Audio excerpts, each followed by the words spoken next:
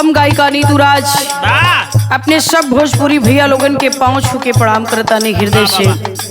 कोई गलती होगी हमसे क्षमा करेंगे। एक गीत आप लोगों के बीच में मेरी आवाज में हमारे कवि जी के चैनल से सुनने को मिलेगा। सियाराम कवि म्यूजिक पर इस गीत को आप लोग सुनेंगे और प्लीज चैनल को सब्सक्राइब करना ना भूलें। कमेंट करके जरूर हमें बताएं कि हमारी गीत आप लोगों को कैसी लगती है, इतना जरूर बताएं ताकि हम जान पाए। कोई त्रुटि हो तो भी आप जरूर बताएं कमेंट करके। अभी हाल फिलहाल में इतना बड़ा आप लोग देखे होंगे, मणिपुर में इतनी बड़ी हादसा, इसे क्या कहा जाए, हादसा कहा जाए या कांड कहा जाए या साजिश कही जाए या राजनीति कही जाए या दो समाज के लोग आपस में भिड़े, क्या कहा जाए समझ में नहीं आता है। ऐसी हैवानियत देख करके डिसीजन लेना बड़ा मुश्किल हो गया है। जिस देश को, जिस हिंदुस्तान की धरती को विश्व गुरु कहा जाता है बाबूजी, आज उसी हिंदुस्तान की ये दुर्दशा, जहां नारियों को लक्ष्मी, शक्ति, सरस्वती, जगत जननी कह करके पूजा जाता है, आज उसी देश हिंदुस्तान में नारियों की ये दशा। शायद भारत माता भी रो रही होंगी कि आज हिंदुस्तान में रहने वाले इंसान इतने शैतान बन गए हैं, इतनी हैवानियत पर उतर गए हैं बाबूजी। मैं कहना नहीं चाहती हूँ, लेकिन इसलिए कह रही हूँ कि एक महिला के नाते इतना कहना मेरा दायित्व तो बनता है, कि मेरा कर्तव्य बनता है। और एक लोकगीत विरहा गायिका नीतू राज इस बात को नहीं कह रही है, सिर्फ हमारे कवि जी ने इस गीत को नहीं लिखा है। न जाने ऐसे हिंदुस्तान में कितने लोग कह रहे हैं इस बात को, जहां देश में आग लगी है, जिस देश को विश्व गुरु कहा जाता है, जहां दावा किया जाता है कि पढ़े बेटियां, बढ़े बेटियां, जिस हिंदुस्तान की कुर्सी पर बैठे प्रधानमंत्री माननीय नरेंद्र मोदी जी इस बात को आए दिन लोग को रोज बता रहे हैं कि पढ़े बेटियां, बढ़े बेटियां, आज उन्हें भी शर्म से नीचा गिरना पड़ा। आज वो भी इस घटना से इतने दुखी है, रो रहे हैं। मेरे बाबूजी, दुख बहुत है। पूरी दुनिया के लोग इस बात को सोच रहे हैं कि लेकिन भारत की नारी कहती है। क्या कवि जी लिखे मास्टर?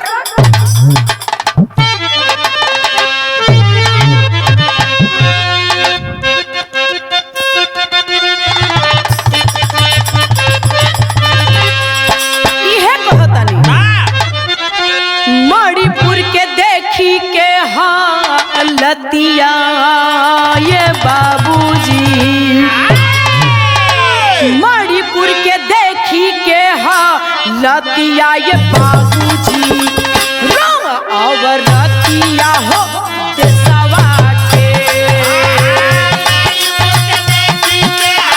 लतिया ये बाबूजी, राम और रतिया हो देशवा के।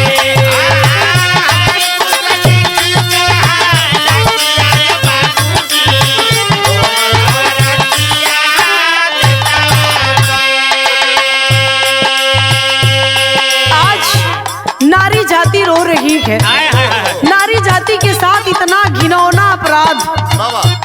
ऐ नीच, क्या खा कर तू इस धरती पर आया था? क्या तेरी माँ ने क्या खा करके तुझे इस धरती पर पैदा किया? नीच, तुझे एक बार भी शर्म नहीं आई ऐसी हरकत करते हुए? जहाँ दो समाज के लोग भिड़ते हैं, गौर करेंगे वो कुकी समाज के और मैतेई समाज के लोग आपस में भिड़ते गए। ये तो आए दिन होता रहता है कि दो समाज के लोग आए दिन मिलते रहते हैं, भिड़ते रहते हैं, वो बात की है। लेकिन इतना घिनौना हरकत करते हुए तुझे शर्म नहीं आई? इसलिए कहना है क्या?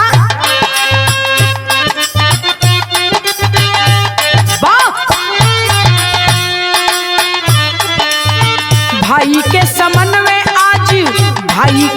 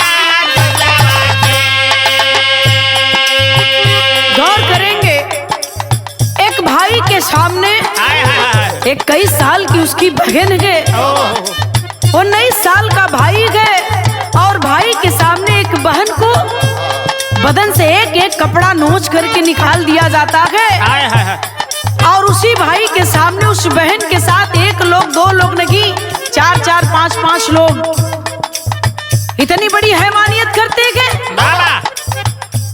कहाँ जा रहा है देश? 2 और औरतों को नंगा कर दिए, और इतना कि नहीं, शर्म आनी चाहिए तुम्हें। 2 और औरतों को नंगा करते गए। उन 2 औरतों में एक औरत ऐसी थी जो देश की रक्षा करने वाला सरहद हिंद वतन का सिपाही फौजी, उसकी पत्नी के साथ भी तुमने गलत किया।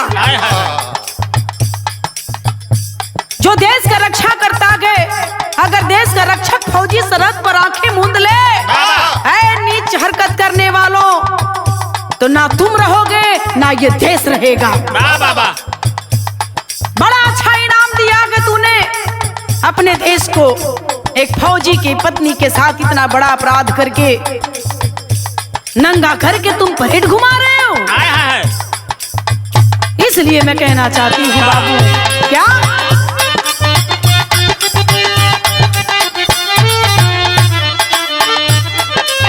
सरे आम औरतन के, सरे आम औरतन के करी करके नंगा, करी करके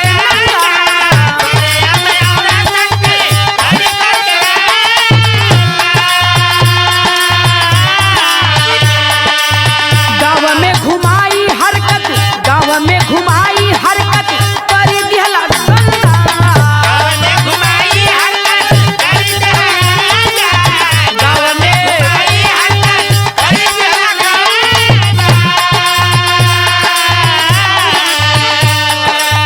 हाथ डाल गलत जगहिया ये बाबूजी, हाथ डाल गलत जगहिया ये बाबूजी, रोव औरतिया हो देशवा के,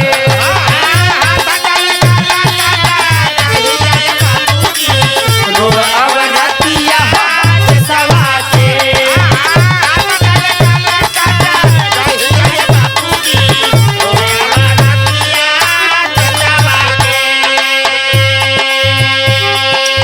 आज पूरी नारी जाति रो रही है तुम लोगों के इसने ऐसे घिनौने अपराध पर, जहां देश के पीएम रो रहे हैं, देश के सीएम रो रहे हैं, देश की नारियां रो रही है, देश के बच्चे नौजवान रो रहे हैं। सरहद से लेकर के घर तक पूरी आग लगी है दुनिया में। अरे नीच, क्या तेरे घर में माँ बहन नहीं है? कहना चाहती हूँ मैं, अगर यही अपराध तुझे अपने घर में करना हो तो क्या कर सकता है तू? तू कर सकता है। जब तू दूसरी नारी का सम्मान नहीं कर पा रहा है तो मैं दावे के साथ कहना चाहती हूँ कि ऐ नीच, तू कभी अपनी माँ का नहीं होगा, कभी अपनी बहन का नहीं हुआ होगा, क्योंकि ऐसी घिनौनी हरकत वही कर सकता है जो अपने माँ बहन का नहीं है। इसलिए कहना चाहती हूँ, पुलिस प्रशासन नेता, पुलिस प्रशासन नेता कोई नहीं बोली,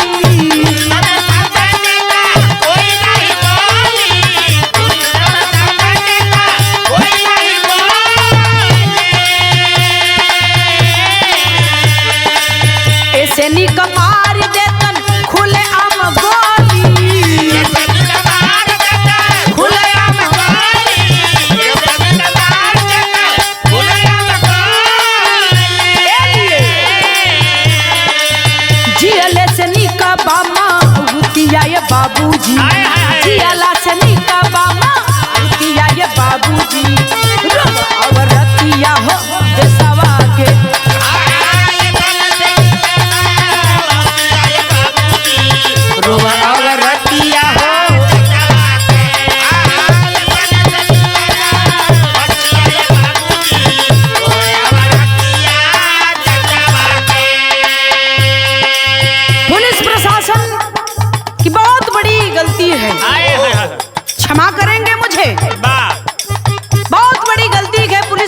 शासन की, जहां शासन प्रशासन अंधा और बहरा बन चुका है।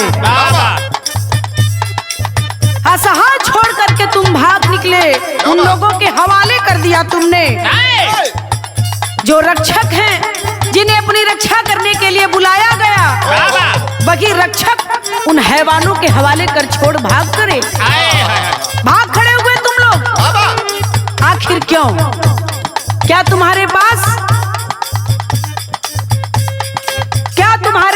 कोई हथियार नहीं था? क्या तुम्हारी जिम्मेदारी नहीं बनती है कि जब जान पर आ जाए तो तुम 10 लोगों को ही मारते, 20 लोगों को ही मारते? लेकिन लड़ते तो वहां अड़ते तो, लेकिन ना तुमने अड़ा और ना कि उन लोगों से लड़ा, और ना कि तुमने फोर्स बुलाई, और तुमने किया क्या? उन 5 को उन दरिंदों के हवाले करके छोड़ के भाग निकले। ये तुमने अच्छी तरह किया, ये बखूबी तुमने किया। सर मानी चाहिए, जिसका नतीजा रहा आज पूरा देश जल रहा है उस आग में। बारे इंसानियत, बारे पुलिस प्रशासन के लोग, बहुत अच्छा किया आप लोगों ने, बहुत बढ़िया किया, काबिले तारीफ।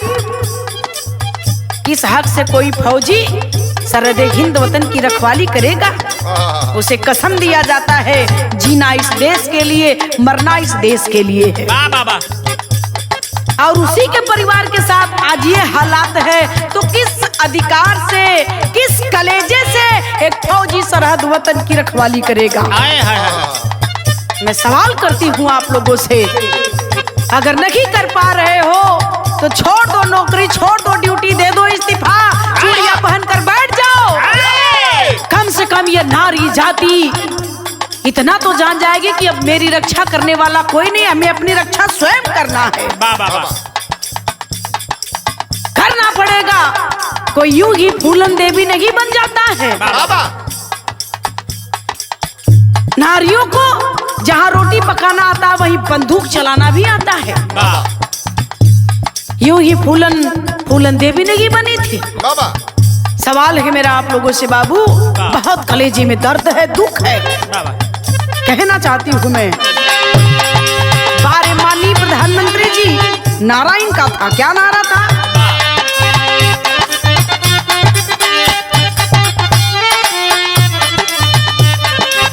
बढ़े बेटी, बढ़े बेटी, दिहले जे नारा, दिहले जे नारा,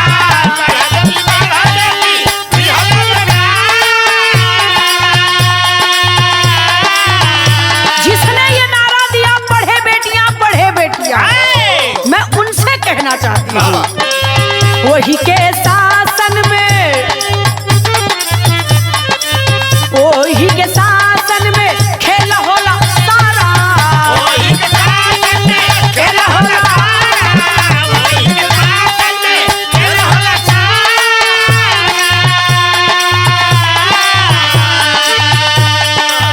रोवे पीएम सालई है बतिया ये बाबूजी, रोवे पीएम सालई है बतिया ये बाबूजी, रोवे औरतिया हो ये सवा के,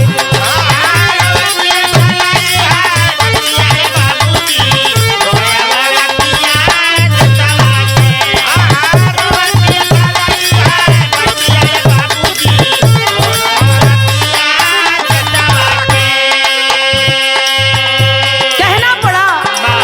पढ़े बेटियां, बढ़े बेटियां, माननीय देश के प्रधानमंत्री नरेंद्र मोदी जी का नारा, और दुख इस बात का है उन्हीं के शासन काल में ये घटना घट रही है। और इतना कि नहीं, आप भी कह रहे हैं कि मुझे दुख है, आश्चर्य हो रहा है कि बहुत तकलीफ है, मैं रो रहा हूँ। गुनहगार को बख्शा नहीं जाएगा, शर्म आ रही है संसद में बोलने के लिए। इस तने बड़े घटना पर आपके पास टाइम मिला बोलने के लिए मात्र 39 सेकेंड। इस बात की चर्चा बनी है कि माननीय पीएम मोदी जी ने कितना टाइम तक इस मणिपुर के हादसे के लिए बोला है। ये एकदम सोशल मीडिया पर वायरल है। मात्र 39 सेकंड आपके पास समय था इस मणिपुर की इतने बड़े घटना पर बोलने के लिए। धन्यवाद है आपको। याद रखे बाबूजी, एक द्रौपदी का द्वापर युग में वस्त्र हरण हुआ था। राजा अंधा राजा बैठा के धृतराष्ट्र मौन है। नतीजा क्या रहा? नतीजा रहा बाबूजी की ना शासन रही ना सत्ता रही, युद्ध हो गया, ना वंश रहा। 18 दिन तक महाभारत का युद्ध होता रहा। बस उतने से ही इतना बड़ा महाभारत हो गया, सर्वनाश हो गया धृतराष्ट्र के कुल खानदान का।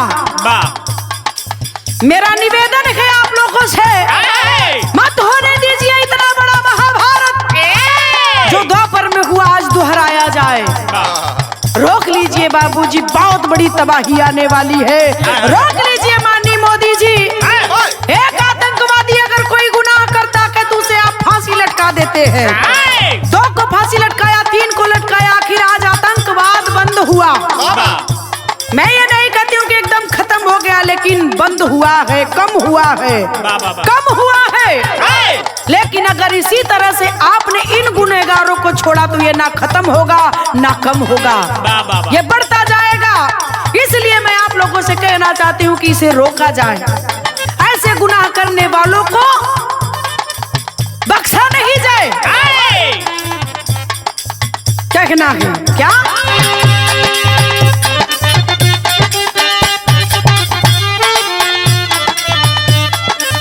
सरमस सीरा वाझू कल नारी जाति के,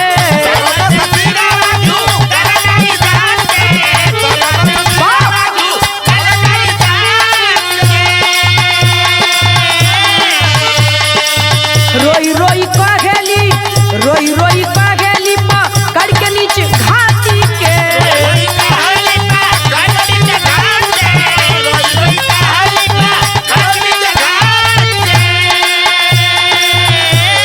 ये मेरा कहना नहीं है, हिंदुस्तान की नारियों का कहना है। क्या कहना है? फांसी पे झुलावा यही खतिया ये बाबूजी, फांसी पे झुलावा यही खतिया ये बाबूजी। रब अवरतिया हो सवा के,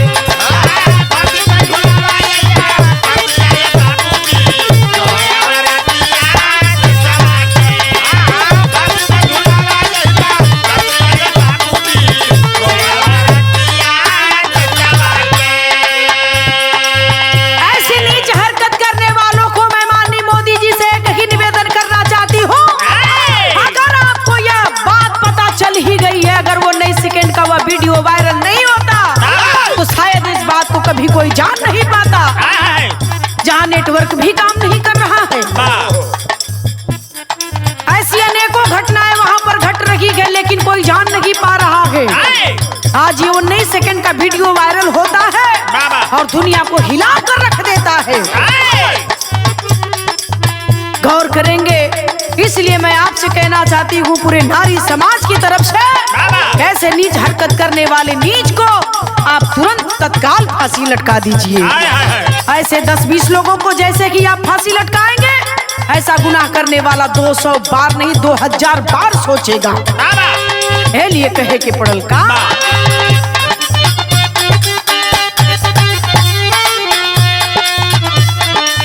बनावा कानून ऐसन होए ना दोबारा, होए ना दोबारा, होए ना दोबारा।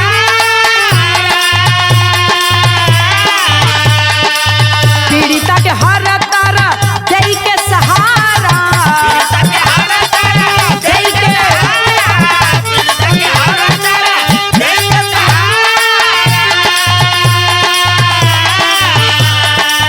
नितुसिया राम दाम दतिया ये बाबूजी, नितुसिया राम दाम दतिया ये बाबूजी। रोव अवरतिया देसवा के, बाबूजी रोव अवरतिया देसवा के।